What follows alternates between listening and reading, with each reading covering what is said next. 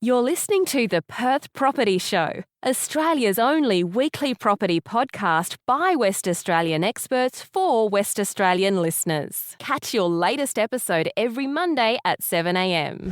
Good morning, Perth. Welcome to another episode of the Perth Property Show. My name's Trent, your host as always. Today we are stepping it up to a level we have not heard or spoken of before.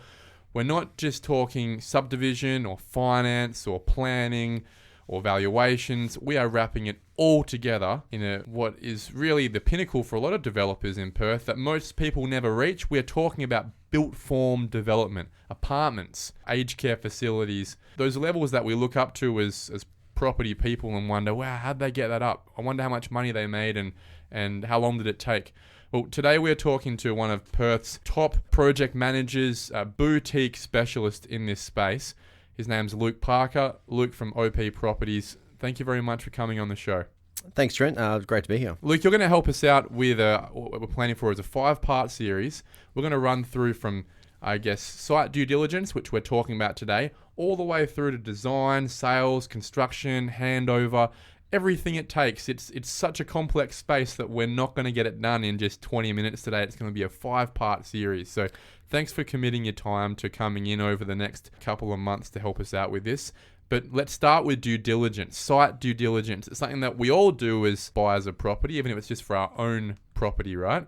But it's a little more complex when you're thinking about putting an apartment building on it, isn't it? Absolutely, yeah. Look, like any development or sector of the economy or profession, built form, there's unique complexities and there's a lot to it, and it's great to have the opportunity of the 5-part series to talk it through with your listeners. Mate, when we're talking about apartment buildings, we can't just put them anywhere, can we? There's very basic planning parameters, just like if you're doing a triplex or a house behind a house, that someone like yourself or anyone who's looking to put apartment development up or identify whether their property is an apartment development site, that they need to follow and they need to understand.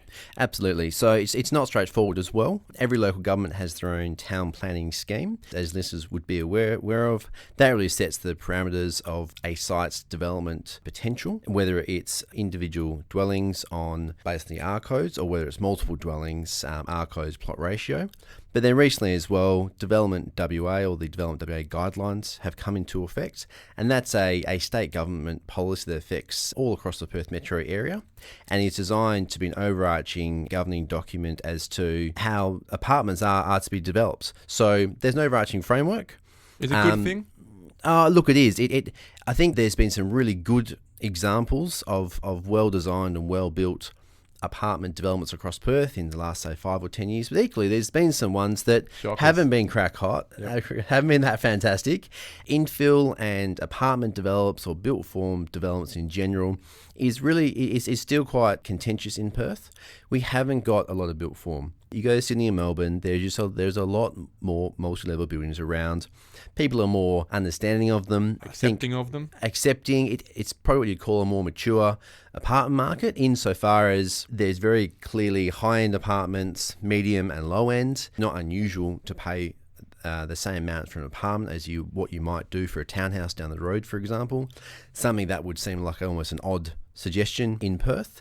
And so as Perth is growing, of course, infill has to happen when we look at sustainable developments and efficiency and government spending around schools and hospitals and infrastructure in the grounds. Infill is really important from all those points of views, but also creating communities, being located near transport nodes, metro nets, big focus there, and shops and the like. So it's good to have that overarching policy or directive as to how this is supposed to happen. Absolutely. Is that the point of it? Yeah, absolutely.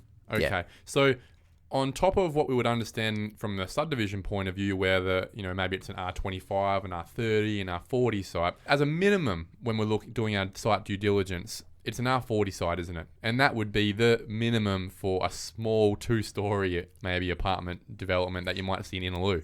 Look, there's no one rule of thumb, but generally, yes. So R40, R60, you could say a 0.6 plot ratio.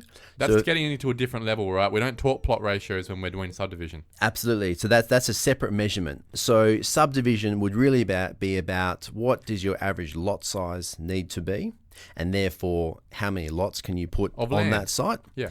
When we're looking at built form, it's not generally classed as how many dwellings, it's often based, and there's a few things, but often it's down to plot ratio as a rule of measurement, and it's a rule of density. So if a site is 1,000 square metres in area, and it has a zoning bar 60, which unless it's modified by the town planning scheme, is say got plot ratio of 0.6, then that means on 1,000 square metres site, you can have 0.6 or 600 square metres of plot ratio, which is generally a livable area on that site. Across a number of levels up to the maximum height level based on that R code. Correct. So if you've got 600 square metres, you could do 10 60 square metre apartments, or various combinations of larger apartments or smaller apartments. And your choice as to whether you put them all on one level, or possibly 2 levels you might have to get car parking in, obviously, or 3 if the zoning allows it. Absolutely. And as the zoning goes up, it could be 6, 7, 8, 9, 10, 20 levels. Yep. Often R60 will be limited to 3 stories. Of course. It can be 4, and then Design WA has additional density and discretion that can be allowed for exemplary design and design that goes above and beyond for that particular site. To be frank, most people listening today are listening to this out of interest and thinking, wow, this is really cool. I like learning this. But realistically, let's put it on the table, Luke. You can't get a bank loan down the road with your local banker to get an apartment building up next week, even if you own the land, most likely. There are a lot of complexities around that. But before that, with regards to due diligence, generally, these sites are priced at a level where the seller and the selling agent knows the profitability of the site to an extent, and it will be so expensive that you really need to be building up to the maximum infill opportunity of that built form, right? Yeah, look, absolutely. I mean, like any site, who's going to be the successful buyer? It's the one that can pay the most. And the person or the buyer that can pay the most is the one that works out what a site's highest and best use is. And probably has the money or the means to figure out how to get that built and financed. Absolutely.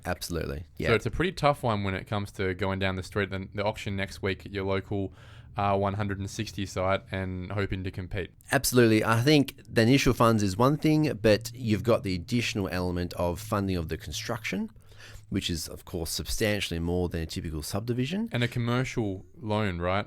Yeah, absolutely. Pre-sales are generally required. Yep, pre-sales, personal guarantees will often be required from the lenders. And they want to see track record. They want to see transaction history, and they want to be dealing with, I guess, developers or individuals that either have engaged consultants around them, but more often than not have just had that experience where they've done it before, because they are complex to deliver.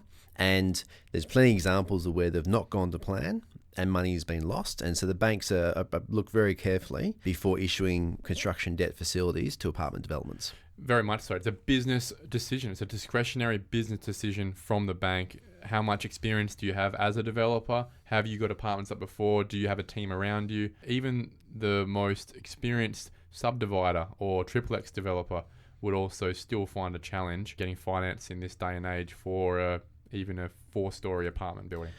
Absolutely. But what are you borrowing against from the bank's point of view? You're borrowing against the land. Say the land's worth $2 million. Then that's, land facility not super keen on, but that security's there. But they're funding a further $8 million or a further $6 million for the construction. Their comfort and security comes from knowing that this development, first of all, has pre-sales. Secondly, it's going to be constructed as it's meant to be, and that you actually get to settlement. On time.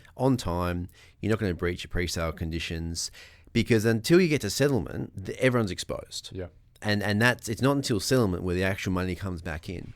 And that's the big difference. It's the same for a triplex development, but it's just that much more complex. And I think everything's more expensive. There's more equity. There's more debt that comes into it.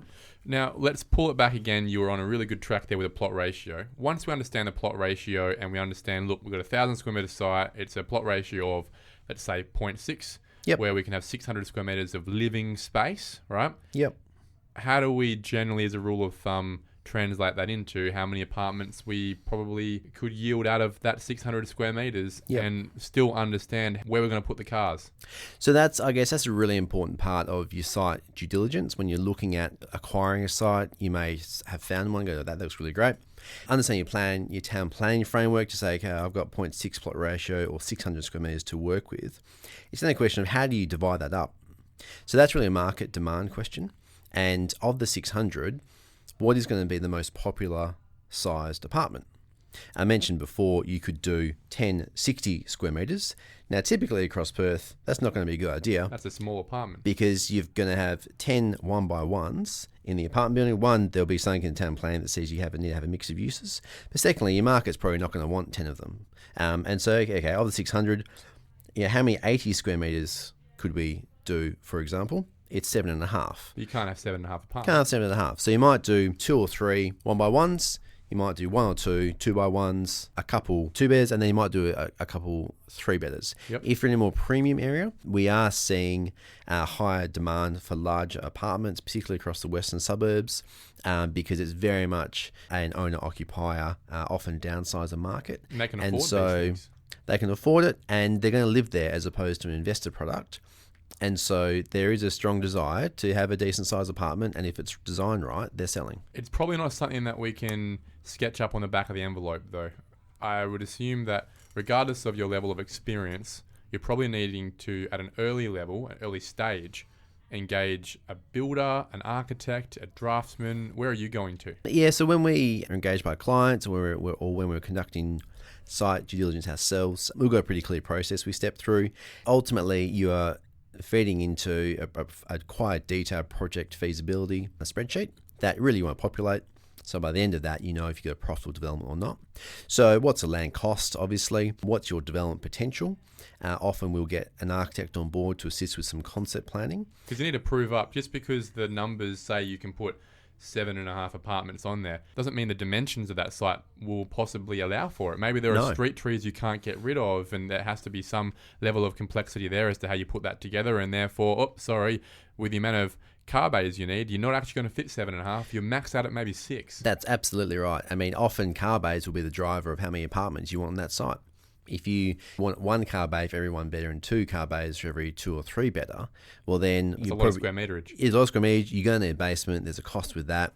If it's only a small 600 or 700 square metre site, well, a chunk of the basement's taken up by a ramp down. Then you think about, what's the street water pressure? Do you need pumps and tanks, additional space requirement for that? And what are people prepared to pay? Do you try and get the basement at grade? Other site constraints you mentioned before, the town planning schemes will have mandatory setbacks in the boundary, and there'll be front and side boundaries.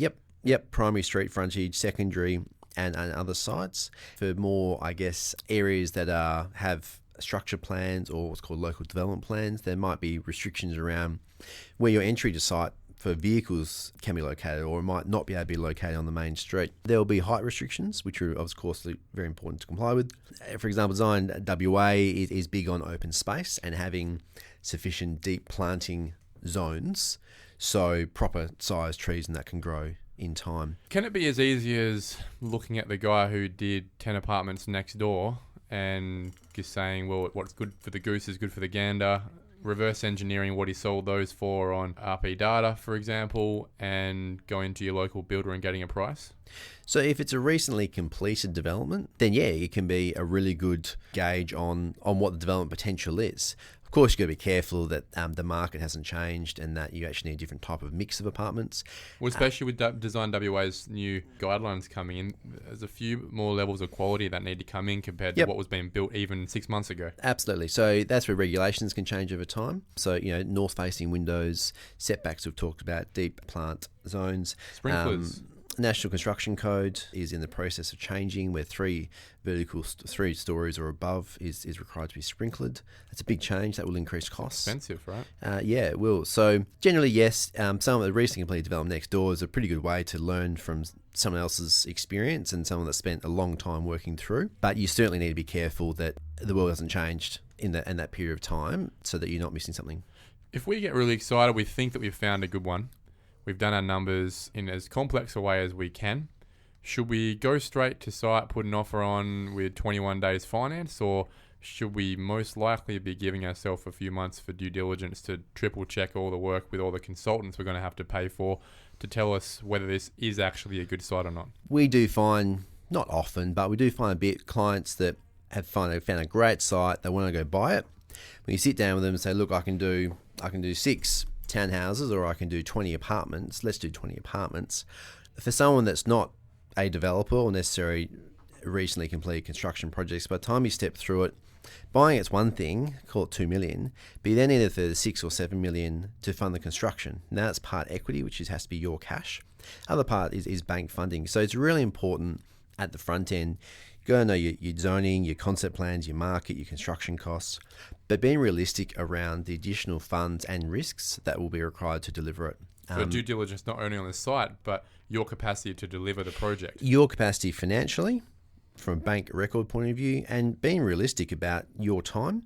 And are you comfortable putting up a personal guarantee, even if the bank will give you the money, for millions and millions of dollars more than the site's worth? Last question on this for our site due diligence first episode here. If we're going to go buy a site with the plans to put an apartment building up at some point, should we buy it in our own name or in a company name? Typically, we'd see property syndicates bought through fixed unit trusts. The benefit there is that each of the unit holders are, of course, the percentage owners. Net income is distributed pre-tax, and the recipient pays their tax. It's the same structure as a family trust. We are seeing more and more property developments run through just companies. Of course, the company will pay its company tax rate, but if the purpose is to develop and sell the apartments, and you're not going to have a long-term hold, then when you talk to your accountant around, benefits around accessing capital gains tax exemption, that sort of thing, it might be less relevant. So look, individually, I guess you need to be careful more from an asset protection point of view. But that decision really comes down to what your accountant's advice is around tax, and your accountant and other advisors around asset protection, limiting that development's liability to an entity where possible, of course. So this is probably the level, and for me, the first level where asset protection and those levels of liability even gets being taken seriously by a bank, to be frank, where a company structure actually starts to become relevant and necessary for those who otherwise would have just done a triplex somewhere else on a different site. It's a much bigger undertaking, and typically there'll be more than one investor on board, or it's a company undertaking. And that's where those structures help, because it allows you to have shares or units, and it can be split up in that legal way without it being a partnership. Yeah, absolutely. And you're not sort of having to work through your personal affairs and personal transactions and all of it. I think the difference as well is it's not just a case of you buy a triplex site, you get percentage of bank debt lent against that site, plus you also put up security on your family home to give you the leveraging or the security or guarantor to get the triplex site. There's much more required than that. And so really, look, we pretty much always would see it arm's length from the individual, unless it's someone that holds a lot of property and they've done a fair bit before.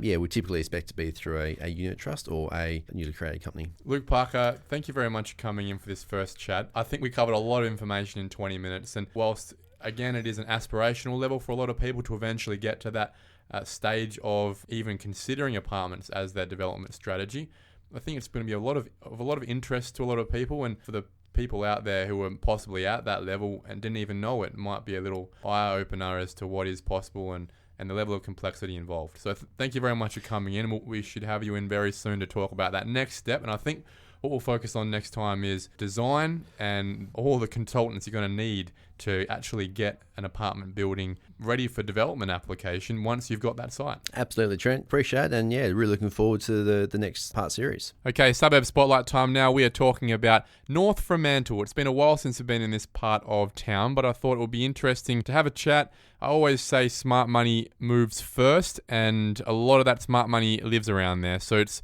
important to get an idea as an acid test where things are in the market from the epicenter. The one man I want to speak to with regards to North Fremantle is our number one agent for that suburb. It's Nathan Hewitt from Yard. Nathan, thank you very much for coming in. Thanks, Trent. No worries at all. Mate, we're talking about a niche, unique suburb in not many ways similar to the surrounding suburbs. It's not a cot.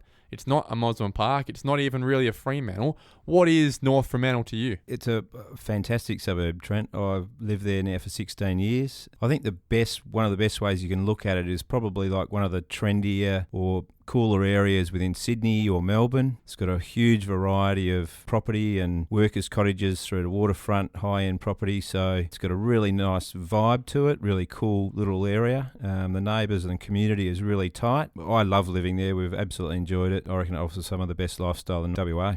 Can you explain to us, just with some visual understanding, where is North Fremantle as we're driving down Stirling Highway? What features are we looking out for? And go, yep, we're in North Fremantle. It's a tiny little suburb, so you almost blink and you'd go past it. But basically, once you hit the Dingo Flour Mill, you're in North Fremantle. So if you cross McCabe Street, or you're coming out of Mozzie Park and that sort of bit of daggy stuff there, looking at the beach, and then on your left is North Fremantle. There's a bit of industrial at that end. And then, as you said, you get down, basically you sort of do a bit of a left, and then if you hit the bridge and going over the Swan River, you've gone past it. That's it. Straight away. Yeah, so you got the beautiful ocean on your right and North Fremantle. It's like a big cul-de-sac. You won't go in there unless you either live there or you got someone to visit in there. Included in this would be those beautiful waterfront apartments you'd see if you were taking a ferry along the river.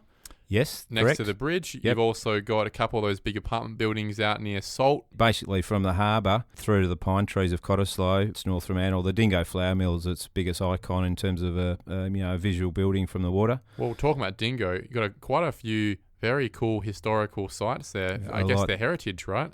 A lot, yeah, many in there. Yep, it's a really hidden little gem in that, and that's where some of the Cottesloe's Mosman parks have either lost that or they're very spread out, where they're very condensed. In that sense, probably a lot more like Fremantle, but probably just on a much lower density in terms of the buildings themselves and height and etc. What I notice when I look at the maps and also drive down as close as I can to the coast, there's a bit of awkward but vacant land. Like, there's a lot of land still in North Fremantle. There's some old, what is it? He sells different sands and mulches and limestone. What's that? Next to the train line there. Yeah. You'd almost think if they dropped the train line or slightly moved it, there would be so much land for super premium properties. Why has it been such a forgotten part of Perth in that way? Absolutely no idea, to be honest. There is some, obviously they've got a bit of transport through there with Stirling Highway. You've got that down on the beach. And you've got the rail line, like Subi Centro or Subiaco, they drop the rail line through there. My bet is that one day they will do it. It seems like the absolute obvious thing to do. Well, Dale Alcock's been going around for last year, banging on the wall saying we should be dropping the Fremantle train line. Imagine all the land that you could grab from that. Oh, it's massive, And I can't imagine a more pertinent area for that than North Fremantle.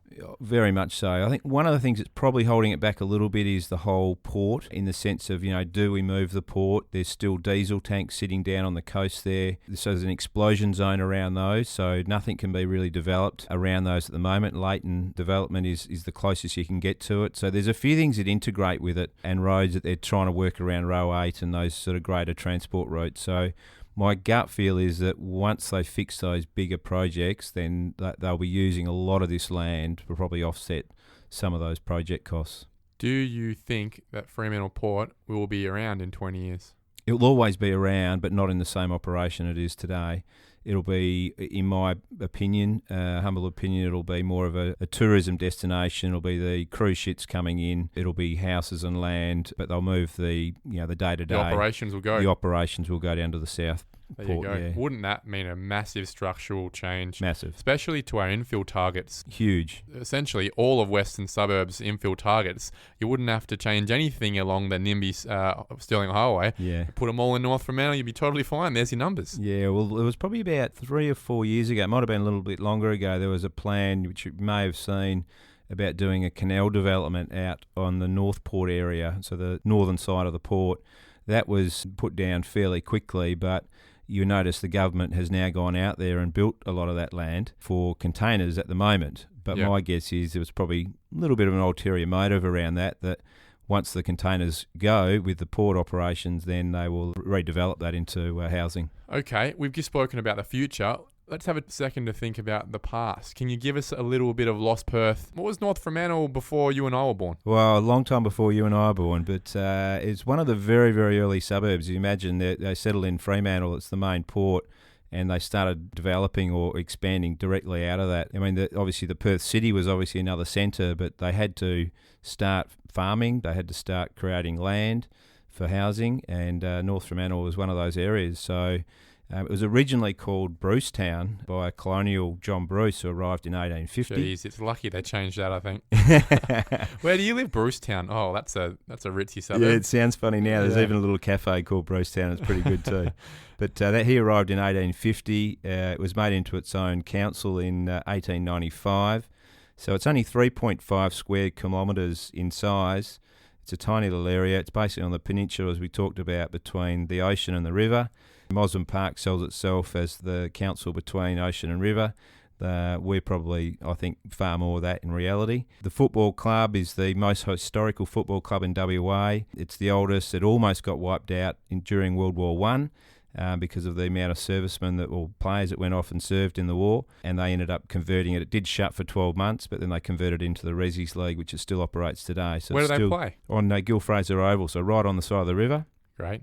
Fantastic location. Go play a game of footy, even go down and watch a game of footy. Tell you what, it'd be a little windy. Yeah, well, it can be, but it's actually surprisingly protected there. That's the oldest club in WA. They've got their own Anzac Memorial service that they operate down in Queen Victoria Street with the little shopping strip in there is now, the cafe strip. That's an important part of the lifestyle in North Fremantle, isn't it? Very much so. It's even in the last probably 3 or 4 years, really become sort of the hipster type scene. You got some music scene. You got burgers. You got some good little cafes there. Yeah, some beautiful buildings. It's not too spread out. It's not too big. Actually, it's amazing where the people come from to go to that little area. Okay.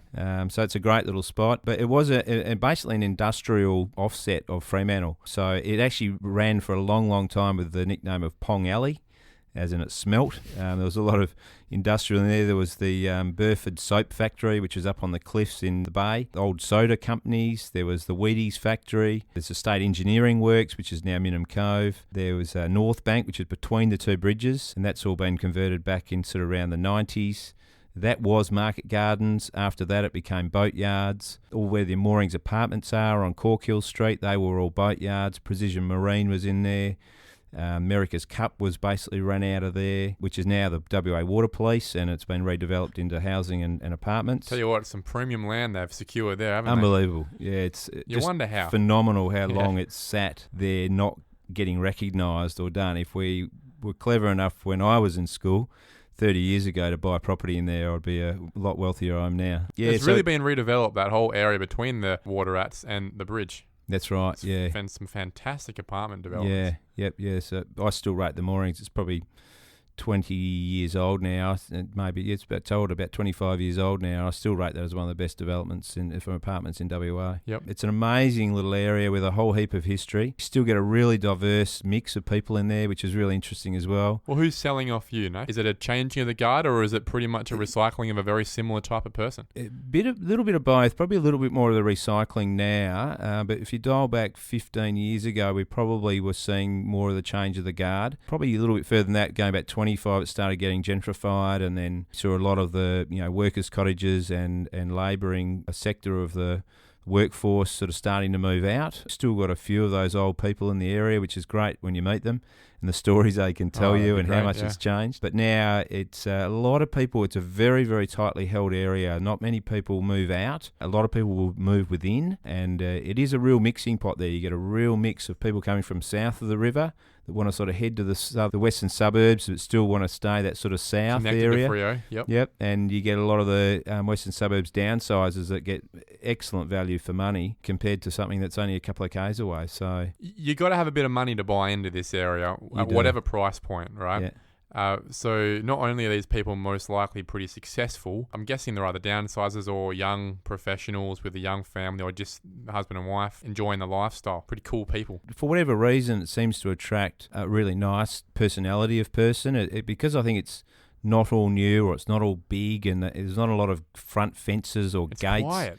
It's a very quiet life, quiet, even though you're so close to the action. Is that correct? Yeah, very much so. And as I said, it's not many people go into the area, so it's got a sort of a very much safe feel about it. So people don't feel that they have to create a big boundary wall and shut themselves in. It's got a very welcoming. A lot of people growing, veggies on the verges, and they park on the wrong side of the road, and it's still got that sort of bit of a country old villagey feel about it, which is I think people really love when you're in the middle of the city, basically.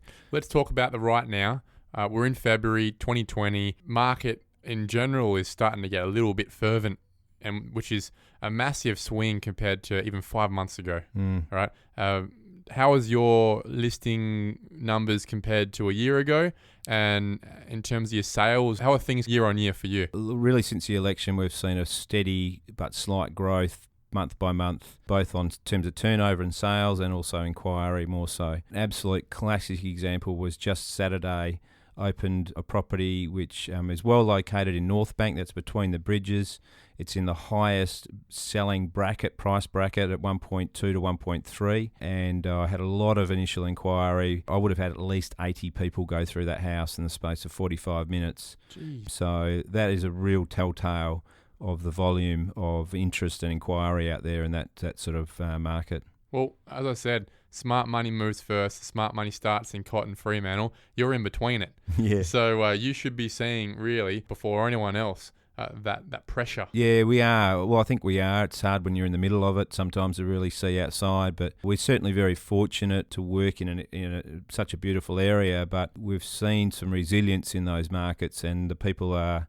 I had a client probably 18 months ago, ex-real estate agent. That's how he's made his money, by trading in property, not selling houses. And he rang me and he said, "You've got to find me 2 workers' cottages, up to $1 million. I'll buy both. I want to renovate them." So that was out of the blue. Can see the market shifting, and wants a couple of projects. He's now retired. So. Yeah, fantastic. Are you seeing any vendor discounting anymore, or are the sellers realistic about their prices? Sellers are, yeah. Look, I think like everyone, there's still a portion of sellers out there that will always be ahead of the market, but or 5 years behind. As a real estate agent, it's always been important for me that you can sit down with someone and go through the sales. My background's valuation. You don't need to be Einstein to work out roughly where you're sitting in that marketplace. So yes, we've got good buyer demand at the moment, but buyers aren't stupid either. So you have to have both a buyer and a seller to come to the party at the end of the day to get a transaction. And the people in there are fairly astute, so I think you can sort of talk and make sense with them, and they understand where it's all coming from. Let's hit some price points now. How cheap can I get into North 304 if I'm a young person looking to just make my mark? What can I get? As I said, North Fremantle is very small, so you don't get a lot of choice in all price points. But the cheapest is Harvest Heights. It's the only on Harvest Road, North Fremantle, which is a great address. It's the only sort of 60s flats apartment group. There's 36 apartments in there. You can get in there at the moment for around, give or take, 200,000. And that's a studio flat, not a bedroom. Okay, so you're getting a lifestyle at extremely affordable. That's cheaper than rent. With above the second level, that is phenomenal views into the harbour, ocean. Great little investment, or for young people to start getting into the market. Okay, where are we going from there? Look, apartments, houses, at the moment, there's very little available. There's one up in Cypress Lane, which is probably one of the premium addresses overlooking into Rocky Bay. You got the southwesterly behind you. Cliff front address, beautiful address. You're probably looking around $5 million for that at the moment. Okay. Any much in between $200,000 and $5 million for us? You've got a whole range, but there's not a lot available. This is the thing. You are naming to me particular streets and units that demonstrates that obviously we're in a small suburb, but off the top of your head, how many houses are actually available right now? Oh, right now, I think there's 33 in total. That's apartments, whatever, yeah. Okay. If I am just looking for that 3x2 townhouse or just something median, tell us what that looks like. What does that real median purchase look like? Well, the median house is 1.15, so that's your sort of median. You can still get a really good, I think, value for money townhouse in North Bank. There's a bit more choose from down there because of the age of the vintage of the development. About 20 years old now in North Bank. You can get a really nice 3x1, 3x2 townhouse between 600 and sort of 850, depending on the quality. A big difference compared to $5 million or 1.1. My brother-in-law's bought 2. Over the last 10 years. It's been a hard 10 years. Hasn't seen a lot of growth, but he had a mate of his come over from the East Coast just recently, and he just couldn't get his head around it. He just thought it was incredible value. Yeah. Let's talk subdivision. Can we do a residential subdivision or any mum and dad level development in North Fremantle anymore? Very, very difficult to find them. What would it be? The original blocks in there were all 320 to 420 square metres. So to find a block that you can subdivide to start with is very, very difficult. It doesn't exist. Yeah, so there's one at the moment that's on the market. It just happens to be a beautiful old, behind the Italian facade, beautiful old character home underneath it that's sitting on 2 blocks. The house sits on 1 block. So that's about as close as you can get to some sort of subdivision. Is that going to sell for a big premium? That'll be probably 1.5 to what. It's not my listing, so I don't know what they're talking specifically, but I would say 1.5 to maybe a little bit more. There's probably a lot more you can do with your money as a mum and dad than risk it in North Fremantle. I think the with best, no data. But if you're looking to redevelop or you want to add value, I think it's buying the workers' cottage, doing a really modern, hip addition to it. Very in vogue, very Melbourne, very Sydney. People love them. I live in one. You can buy mine if you like. I'm only joking. And you can do those and add some value and make some money there. And they're in a great suburb where there's really no overcapitalisation problem. Pretty much, yeah. I say that to a lot of buyers. I said, guys, I appreciate there's always a level of affordability or what your budget is, but without getting too carried away, you can almost say you can't overcapitalise in here. Okay. You just told me what the median house price is. Tell us again, and then tell us what you would do, Nathan Hewitt, with that amount of money in North Fremantle. Well, it's 1.15 today at the moment. Just on the rental side, the medium rental is $750 per week as compared to the Perth average at $270 per week. Look, if you're looking for a family home, again, to buy anything in 4 or 5 bedrooms is very hard, funnily enough, but I just think buying the best value for money, like the nicest house you can get for that sort of 1.2, give or take. What is that? What does that look like? Can you give us I've got 23 street, for example? 23 Bruce Street, which is on the market today. That's probably about as good a value as you're going to get. It's got the access up to the bridge on it. Beside it, if you went a street over, you're probably 1.4, 1.5. Otherwise, I would go and buy, if it was me, I'd go and buy a workers' cottage. It's exactly what I did 16 years ago. I would buy the worst house in the best street, if you can find the worst house anymore in the best street anymore, yeah. And I would redevelop that into something really cool. I still get lots of people drive into the area, particularly out of the western suburbs, and they just go, I didn't even realise this was here. And, they're getting superb value for money compared to those suburbs. So there's not much to offer, but what is there is absolutely fantastic. Thanks, man. My pleasure. Thank you for listening to another episode of the Perth Property Show. If you've only just joined the conversation, you can catch up by heading over to our website, perthpropertyshow.com.au, subscribing to the podcast, or joining our Facebook page. Don't forget to tune in next Monday at 7 a.m. for more expert insights, local analysis, and suburb spotlights. Happy hunting!